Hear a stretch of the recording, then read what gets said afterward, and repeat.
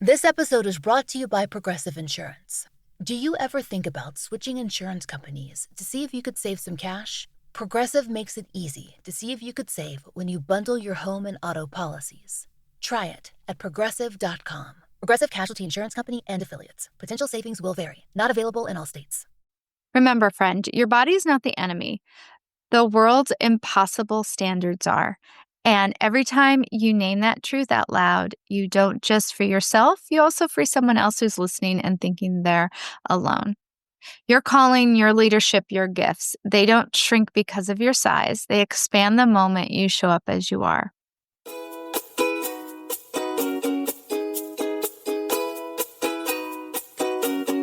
Hey, beautiful soul, and welcome to Dear Body, I'm Listening, the podcast for women navigating chronic symptoms, invisible illness, and that daily dance between hope and exhaustion. If you've ever been told it's all in your head, well, this podcast is for you because your body is not lying and neither are you. Hi, I'm Donna Piper, movement therapist, Pilates instructor, and chronic illness navigator. After years of being dismissed, misdiagnosed, and doing everything quote unquote right, but still getting sicker, I created this space to tell our truth. Here we talk about swelling, brain fog, nervous system crashes, and the kind of symptoms that don't always show up on lab results. We're going to explore lymph, breath, movement, self-trust, latest research, books, relationships, basically everything. All from a place of compassion and honesty. This isn't about fixing your body. It's about finally being heard and getting some answers. Hey friend, running low? Me too. I'm Donna. This is Dear Body, I'm Listening. We're in it together. Hey beautiful soul, welcome back to Dear Body, I'm Listening. Today I want to lean into a tender but oh so real one, the shame of not being skinny. For me, this is one of the loudest anchors in my life. I told myself for years, if only I lost the weight, then I'd be confident. Then I'd be respected. Then I'd finally be enough. And maybe you've had that same thought too. But here's the truth. Shame is sneaky. It is a sneaky little bugger. It doesn't just whisper in the dressing room. It leaks into your career, into your relationships, and in my case, sense of purpose. And if your body doesn't match what the world says it should, for me, this was a big one. Every single step forward can feel like dragging a 10-ton anchor. So today, friend, we're unclipping that anchor together. Real talk, no gloss, just us. Now let's dive in. Let me share something personal. I have spent decades as a therapist, a life coach, a Pilates instructor. I like to be involved in so many different things. And I've performed, I love performing, I was a dancer, etc. And I have gotten a lot of positive feedback in my life, which I'm thankful for. And I've even walked with countless women through their pain, recovery, and transformation. And they have told me beautiful things and things that were so affirming. Like, Donna, you've changed my life. You've made me feel safe in my body for the first time. I've helped people walk before, etc. Changed relationship patterns. And it's been an honor to be a part of these journeys for other people. But, I didn't believe that about myself. I thought I was good at things, but it didn't hit me in a place that those things really should in order to really let me flourish in my life. Because I really didn't believe them to my core. And because what was in the back of my mind was this thought on repeat, how can you really be that good if I wasn't skinny? So my weight and my self-worth have gone hand in hand my whole life. And even though I've done tons of work in tons of different ways, and I'm really utilizing the social media stuff today to really kind of like see my body for what it is and really try to get a different perspective on it because my sense of self is so connected with weight, it's been a really challenging thing to peel that away. And I know there's lots of different techniques and there's lots of things, and I've done all of them. But as living with all of these chronic issues, it's not that simple. I would love to believe that's true, but it's incongruent, like what you want to believe and what you really truly believe. You can't trick yourself. So you really have to do a lot of different work around this. And some people feel so comfortable in whatever size they're in, and that's amazing. But that is not how I feel in my body, nor have I felt like that with the addition of all the chronic illness issues I have. I did everything I was supposed to do for years. I cut out sugar. I was a vegetarian since I was 13. That has switched over to carnivore because that seems to help my pain and my energy levels. And so carnivore. So I went from a full vegetarian to a full carnivore. And really that has been for my health. And I have seen the benefits of a full carnivore. I'm sure I'll land somewhere in the middle, but for the time being, as I'm healing, carnivore has been it. But no matter which extreme I was, or even if I did a master cleanse diet, or if I detox this or that, whatever, I've done it. I still didn't see the change in my thighs. I danced for decades. I did Pilates. I even trained and ran for a marathon. And I thought for sure that would slim down my legs. And nope, I still had my thick thighs. They never shrank. They stayed heavy no matter what I did, how disciplined I was. And I was always at a loss that I couldn't fix them. Like, how can I be a good and successful instructor for other people that they've made changes in their body, but I couldn't? And at the time, only 2 years ago, so this is most of my life, I ran this way, ran literally and ran like my mind and my processes ran, that there was something wrong with me because I couldn't fix my weight. And my weight was really how I believed people saw me, how they judged me, how I judged myself. And I didn't know that I had lipedema. And it's a medical condition. It is not a lack of willpower. It's not laziness. It's not discipline failure. It's lipedema. It is a connective tissue disorder that also is a fat disorder. There's many components to it. And because I didn't know, I blamed myself and I blocked the very truth people were trying to tell me, that I was gifted, even if I was a good dancer, even if I was a good therapist.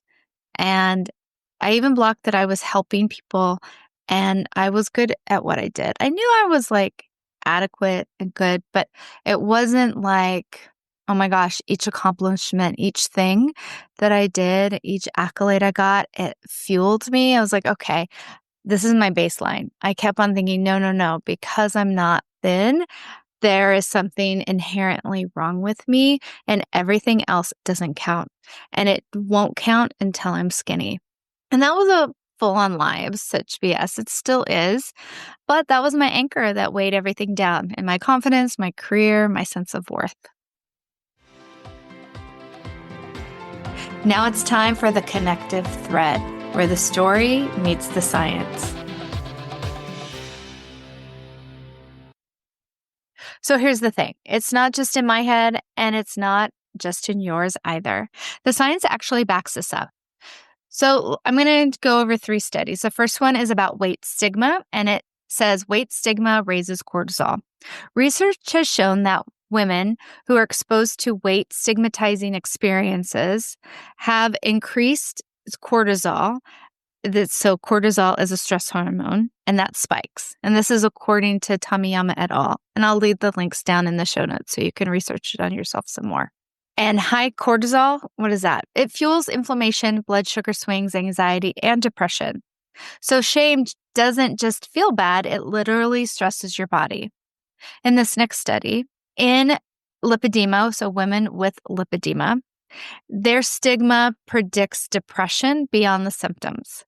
So in a 2024 study of over 1,000 women with lipedema, found that experienced stigma, so this like being stigmatized as being overweight, fat, etc., and this internalized bias were strongly linked to depression, even when mobility and BMI were accounted for. So I think I've totally fit in this one because before I gained the 40 pounds where it put me in the body I'm now, if people looked at me, they didn't think that I was overweight or should have an issue with my weight. But I did because of this internalized bias that I felt that because I wasn't skinny, people were judging me.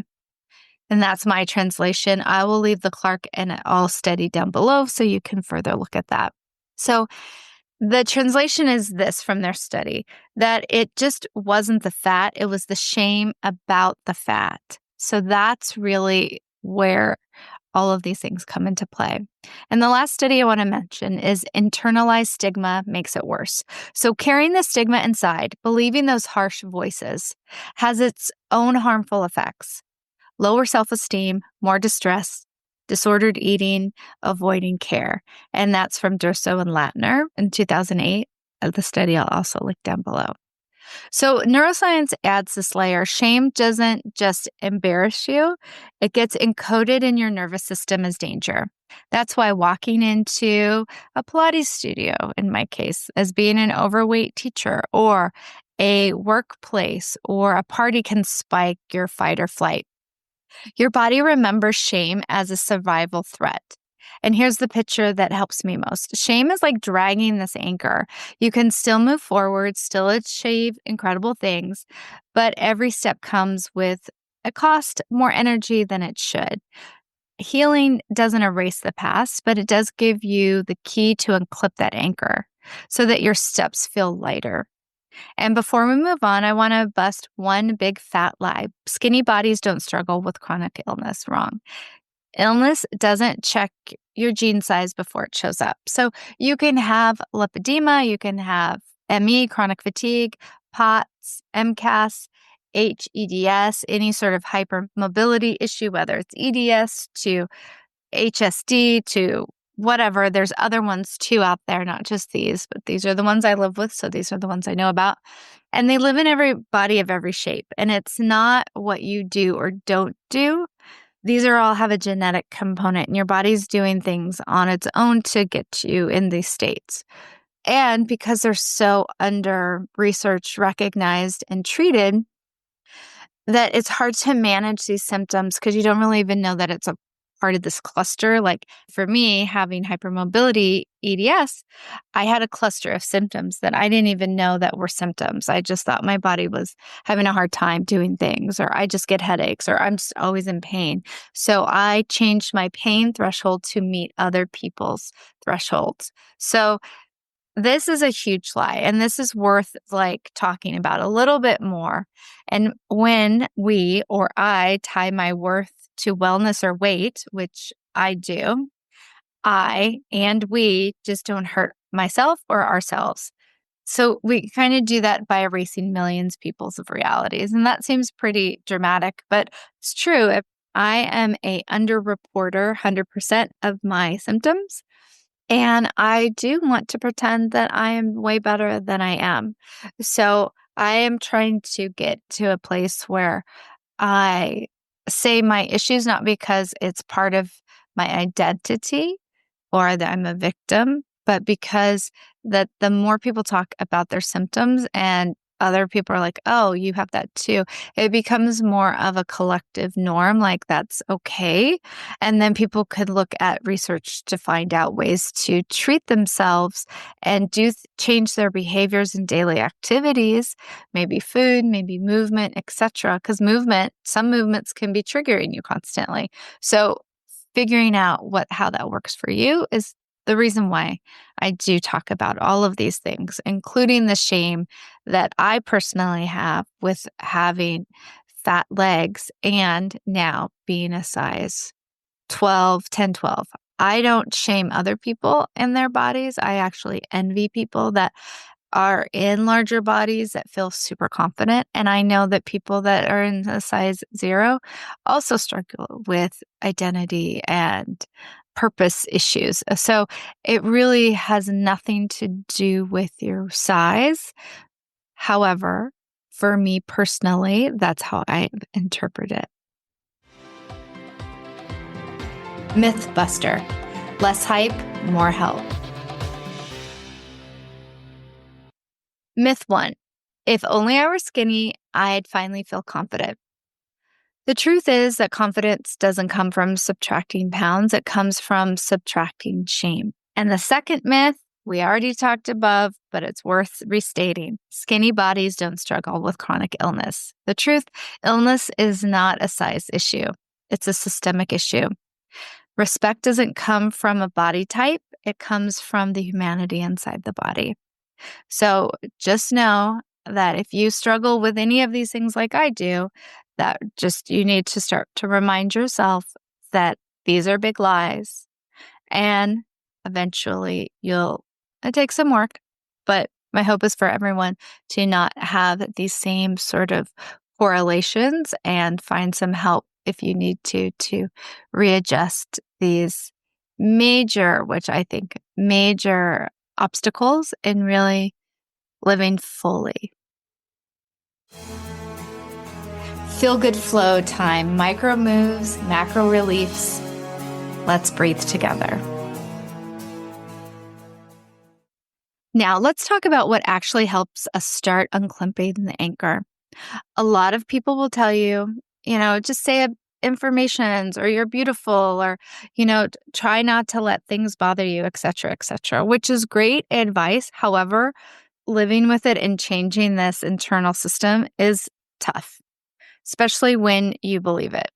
Because here's the thing, affirmations only work if you really believe them, right? So if you don't, then saying, I love my body over and over when you secretly hate your thighs just makes your inner critic louder. And trust me, I've done many, many, many iterations of this stuff. So these things were so locked into my identity to really how I felt about myself. Like I literally felt my thighs dictate my worth. And I know that even when I'm saying this, it's still in there. I'm not over it. It's still in there. And I'm going to have surgery in a few months. And I am 100% positively guaranteed to know that this probably will come up again because I'm changing my structure. So I am going to do these things for the next 90 days. So if you're listening to this in the future, this is October 1st of 2025, and I'm getting my surgery in 2026, January 17th. So I'm not sure when this is going to come out. But let me tell you, I'm going to be redoing this to make sure that my head is on straight and helps with my healing process other than hindering it. Because if you go back to the connective thread part, shame does interfere with your healing. It does affect your cortisol. It does affect your inflammation. It does affect all of those things. So let me stop talking about that and let me tell you what we're going to do. Okay. So if you can't trick your ego, then what does help? Practice repetition and nervous system rewiring. So here's a challenge for the next 90 days, yes, 3 months. Look in the mirror every single day and say one positive thing about yourself, just one. So when I did this years ago, it was simply, I love myself. So that was really hard for me. So I had to start with, I like myself. And then some days I was like, well, I don't dislike myself as much. So sometimes you have to really go back and tweeze out what really your thoughts are and what you really believe. So start with one positive thing that you can believe about yourself. And then as it goes on, if you could say, I accept myself, I love myself, I forgive myself, any of those. So acceptance and forgiveness are some higher tier, like emotional relationship states, meaning, so there's a whole emotion, it's like chart of what's a lower frequency to higher frequency. And if you're in shame and hate, anger, they're low, and love is all the way at the top. You can't just skip all the way to the top. So there's actual science behind this stuff too. So you have to start of like, what words resonate with maybe the one step above shame, right? And I'll see if I can link this below this chart so you can look at it. Because then you need to like work yourself up into self-acceptance, self-love, self-forgiveness. They're kind of like much higher states. And then when you're in that state, then you start to believe those things. Then all the good things that you hear from people And your belief system could start to shift about yourself. Because really all this stuff it's not about how other people treat me or how I want other people to treat me. It doesn't matter because I've had negative and positive on both sides, and I resonate and I go towards the negative. And 90% of the stuff that's negative that I think about myself, I've said to myself first. I believe that first. It comes from me first, and then maybe gets mirrored out into the world. So I am, using this whole time after learning my issues with lipedema, chronic fatigue, all this stuff, to really have a new foundation for myself. And here are just some of the things that you can say for these 90 days. I see you. Thank you for carrying me. I survived another day in this body. Anything that you want. And it will feel awkward. It did for me. And, it was harder for training for the marathon doing this stuff, looking at myself in the mirror without judging myself and saying positive things is very powerful. But your system will slowly begin to shift because you're just not saying the words. You're teaching your body that it's safe to believe them. So let's say this together right now. As you look at your reflection, if you can, or close your eyes and picture yourself if you're in a safe space to do that, and whisper, "My worth is not measured in pounds. My presence is my power." And then breathe and let that land in your body.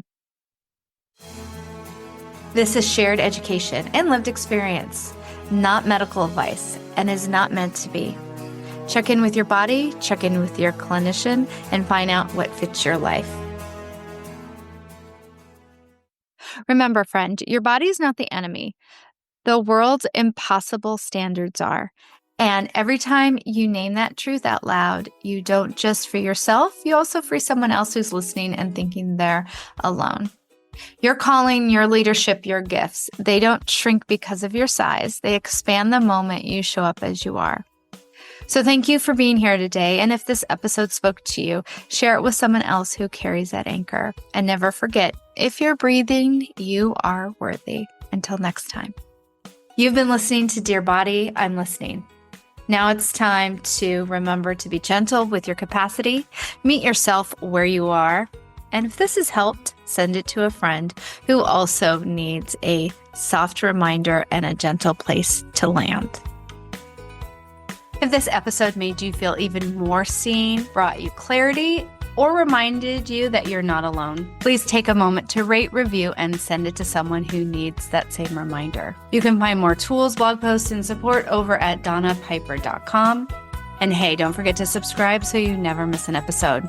Got a question for me? Every month I do a listener coaching episode, and I'd love to hear from you. Send your questions, stories, or flare-up confessions to donna@donnapiper.com. And you just might hear your answer on the show. Until next time, dear body, I'm listening, and I am so glad that you are here. With the state of today's economy, it's more important than ever to invest in products that last for years to come. As the seasons shift and get cooler, make sure your closet is stocked with durable layers that stand the test of time from American Giant. American Giant's clothes work harder and are wearable season after season. Their greatest hoodie ever made is made from the highest quality materials that are cut and sewn right here in the United States, so you're investing right back in your local community. Choosing American Giant means taking a stand for American manufacturing and hardworking Americans, something other mega corporations don't care about. From fleece to knit, all in a range of colors for versatile daily wear, American Giant delivers everyday pieces designed for everyday life. Feel the difference of quality, made-to-last clothes from American Giant. Get 20% off your first order with code STAPLE20 at american-giant.com. That's 20% off your first order at american-giant.com with code STAPLE20.